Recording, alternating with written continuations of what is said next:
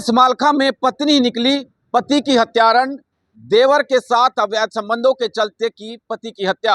आपको बता दें कि पानीपत जिले के समालखा की ऑफिसर कॉलोनी के अंदर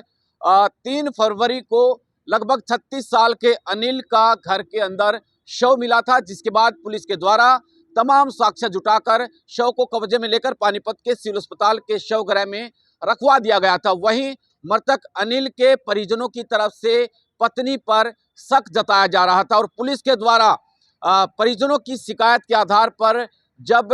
कार्रवाई शुरू की जाती है और उसके बाद में उसकी पत्नी को, अनिल की पत्नी किरण को इंटेरोगेट किया जाता, उससे पूछताछ की जाती है, तो पुलिस के सामने वो सारे राज खोल देती है। जिसमें पुलिस के सामने उसने बयान में बताया कि उसका मृतक अनिल, उसके जो कि पति थे, उसके मौसेरे भाई का घर पर आना जाना था। दोनों एक दूसरे को पसंद करते थे, दोनों फोन पर लंबी लंबी बातें करते थे और वो एक दूसरे को टाइम नहीं दे पा रहे थे, इसलिए दोनों ने मिलकर अनिल की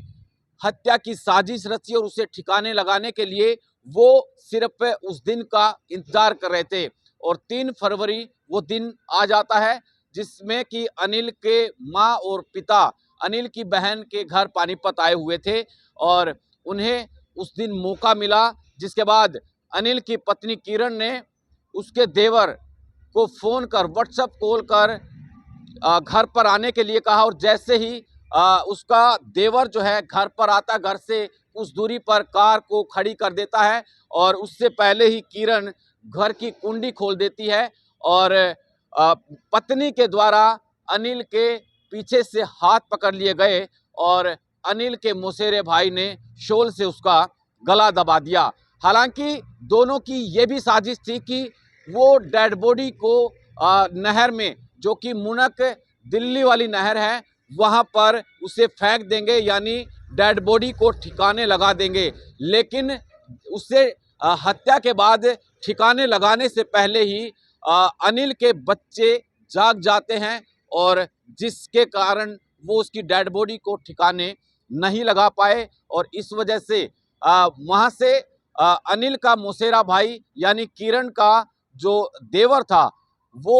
घर से फरार हो जाता है और फरार होने के बाद वो नाटक करने लगी और रोने धोना उसने शुरू कर दिया और परिजनों को और उसके सास ससुर को जानकारी दी कि अनिल जो है वो घर पर सोया था, लेकिन सुबह जब मैंने उठाने का प्रयास किया तो वो उठा नहीं। लेकिन घर वालों को शायद पहले से ही उनके अफेयर के बारे में जानकारी थी, तो इस मामले में समालखा थाना पुलिस की टीम के द्वारा